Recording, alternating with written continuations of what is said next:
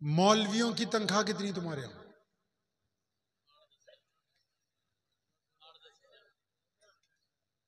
15, 10, 8,000। आप जो प्रधान है सारे कोशिश करना है एक कटोरी में पानी लेके, अगर उसमें डूबने की कोशिश करें। अब बात तो आपको पूरी पता होती, लेकिन वो कहावत है ना भी जिन्ना गुड़ पाओगे मिठा है जी। अब मुझे तो लगता है मौलवियों के साथ साथ बाकियों की भी हालत खराब है यहाँ पे। ये इसलिए आप इसको हंस रहे हैं, ये इसलिए कह रहा हूं कि हमको मोबाइल कंपनी का चाहिए। किसका? कंपनी का। कार, जुगाड़ू कार खरीद लोगे? साढ़े पंजाब चो पीटर रेड़ा कहने असी, रेड़ा आगे इंजन रखा होता है ना, उसमें आरसी उर्सी कुछ नहीं होती, बस एक इंजन रखा होता है, 4 टायर लगाए होते हैं, बस हवा में ड्राइवर होता है। तो कोई खरीदेगा उसको? मोबाइल कौन सा चाहिए जी? कंपनी का। गाड़ी, अरे बोलो भाई, कंपनी की। कपड़े, जूती, तो दीन इस्लाम। केला बेचने वाला भी कह रहा है जी मैं फतवा दूंगा, डॉक्टर साहब भी कह रहे हैं मुझे ज्यादा इस्लाम का पता है, इंजीनियरों का और बुरा हाल हो गया था जी हम बताएंगे इस्लाम क्या है। चौधरी है जिसके पास अल्लाह ने पैसे ज्यादा दे दिए, वो कहता जी मुझे पता है इस्लाम क्या। यानी बाकी चीजें तो आपको ब्रांड की चाहिए और मजहब लोकल चाहिए। जब तक मजहब भी ब्रांडेड नहीं होगा, समझ लो ये बड़ी कीमती बात है। किसी ने कहा नीम हकीम खतरा जान, नीम हकीम खतरा जान, नीम मुल्ला खतरा ईमान। अगर हकीम एमबीबीएस डॉक्टर नहीं है और सड़क पे ही बैठा टेंट लगा के, तो जो पुड़िया बना के देगा, या गाड़ी चल पड़ेगी या गाड़ी निकल जाएगी हाथ से। इसी तरह जो धर्म के ठेकेदार हैं, अगर वो अच्छे पढ़े लिखे होंगे, सूझवान होंगे, समर्थ होंगे, वो तो अपना मजहब समझाएंगे, दीन समझाएंगे। और अगर वो सिर्फ उन्होंने पहनावा पहना होगा तो फिर मजहब खतरे में है, इस्लाम खतरे में कह के फिर एक दूसरे से लड़वा सकते हैं, दीन नहीं समझा सकते। सुनो मोहम्मद सल्लल्लाहु अलैहि वसल्लम ने क्या किया। उन्होंने 2 बातें कही, फरमाया अल्लाह और उसके रसूल पर ईमान लाओ। तो पूछा लोगों ने कि या रसूलुल्लाह सल्लल्लाहु अलैहि वसल्लम आपके रब पर और आप पर ईमान ले आए तो फिर हमें क्या करना होगा। तो उस वक्त तक नमाज नहीं आई थी, अभी रोजे फर्ज नहीं हुए थे, अभी हज नहीं आया था। तो मेरे और आपके प्यारे नबी मोहम्मद सल्लल्लाहु अलैहि वसल्लम ने कितनी खूबसूरत बात कही। फरमाया जो अल्लाह और उसके रसूल को मानता है उस पर लाजिम है कि वो दुनिया के तमाम इंसानों को बराबरी का दर्जा अता कर देगा। इस्लाम कहते हैं इसको है सलामती, जो खुद भी इज्जत से जिए, दूसरे को भी तस्लीम करे कि वो आदमी अपने रंग रूप, जुबान, अपने मजहब, अपने कायदे, अपने कानून के मुताबिक एक जीती जागती तस्वीर है, हम अपने ऊपर कायम रहेंगे, वो अपने ऊपर चलता रहेगा। ये इस्लाम का वो पैगाम था जिस दिन मोहम्मद सल्लल्लाहु अलैहि वसल्लम ने कहा था ना कि अब मैं आ गया हूं, अब कोई गोरा और काला नहीं आपस में फर्क करेगा, अब कोई अमीर और गरीब, अब अमीर और गरीब आपस में फर्क नहीं करेंगे।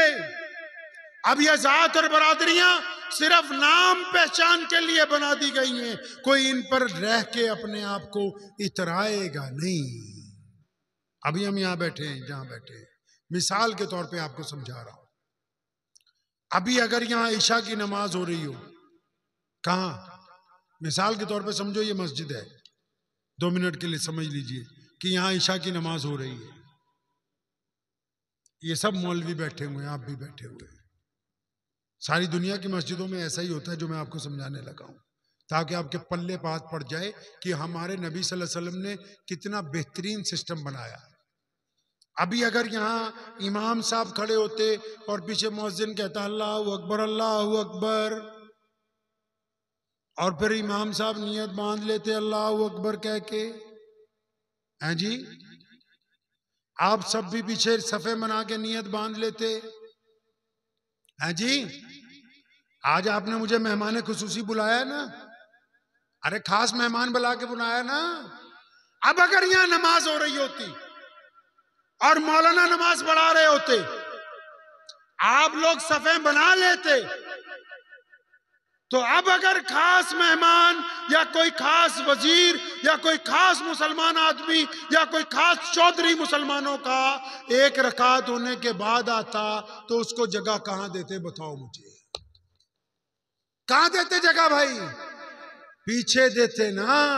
और अगर हम 5 मिनट और लेट आते तो और पीछे, और अगर 5 मिनट और लेट आते तो और पीछे, और अगर फिर आखिरी रकात में आते तो जिस जगह इन मुसलमानों ने अपनी जूतियां उतारी हैं वक्त के इमाम को, वहां पर पीछे नियत बांधनी होगी, क्योंकि ये मोहम्मद का दीन है। इसमें किसी माई के लाल की जुर्रत नहीं है कि वो किसी गरीब को पीछे हटा के खुद आगे पहुंच जाए।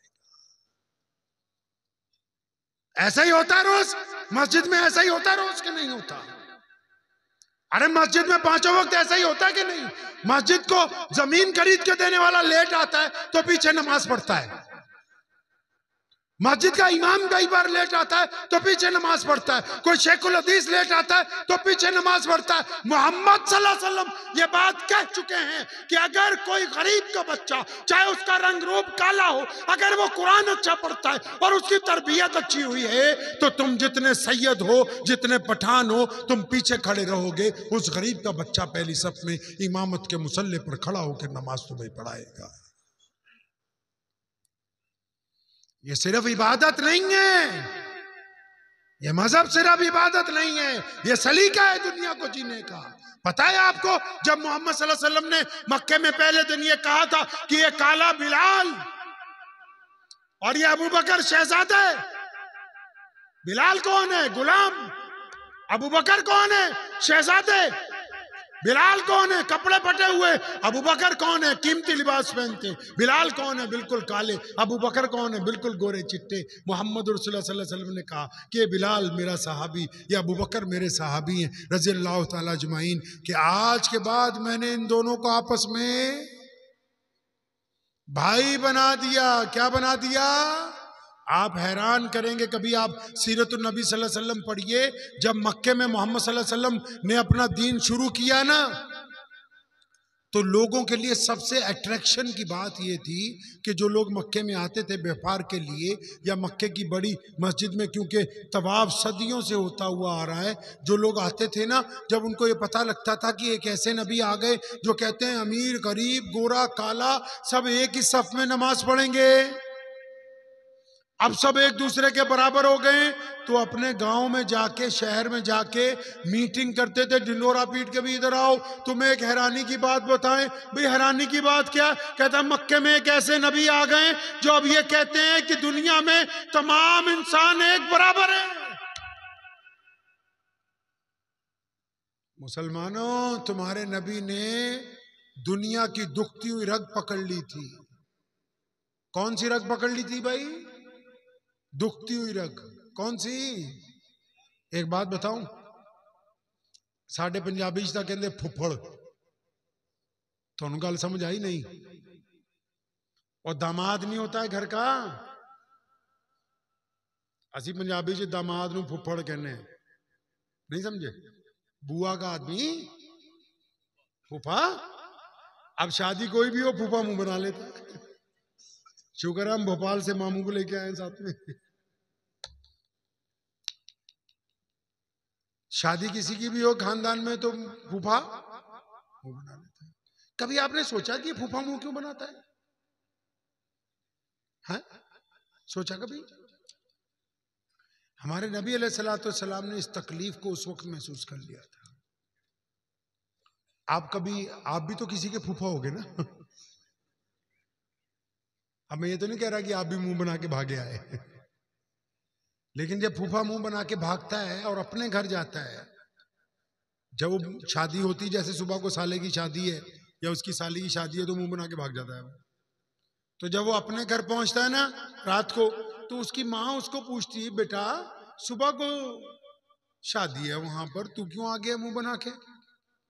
तो क्या कहता है पता है आपको? क्या कहता है? वो ये नहीं कहता कि कपड़े अच्छे नहीं दिए, वो ये भी नहीं कहता कि सवारी ठीक नहीं है, वो ये नहीं कहता कि सोने का कमरा बढ़िया नहीं दिया, ये नहीं कहता खाना अच्छा नहीं खिलाया, प्लेटें नहीं, नहीं नहीं नहीं। वो एक ही बात बार बार अपनी माँ को, अपने बाप को कहता है, मैं गया था, मेरे ससुर और सालों ने मेरी इज्जत नहीं की। पता ये लगा कि दुनिया में सबसे कीमती चीज क्या है जी? इज्जत है। एक रिक्शा चलाने वाला भी, चाहे वो किसी भी मजहब से ताल्लुक रखता है, एक भीख मांगने वाला, एक रात को सड़क के किनारे सोने वाला, एक पुल के नीचे आराम करने वाला बंदा, वो तमाम चीजों के साथ समझौता करेगा। कपड़े फटे हुए हैं, समझौता हो जाएगा। पानी पीने के लिए कम मिलेगा, समझौता हो जाएगा। सुबह को चाय ना मिले, समझौता हो जाएगा जिस्म के साथ। अगर रोटी एक मिली तब भी गुजारा उसका हो जाएगा, छत नहीं है तब भी गुजारा हो जाएगा। लेकिन वो गरीब भी चाहता है कि कोई मुझे ठुड्डा मार के, कोई मुझे जूता मार के गाली मत दे, क्योंकि उसको भी अगर कोई चीज प्यारी है तो सिर्फ अपनी इज्जत सबसे ज्यादा प्यारी।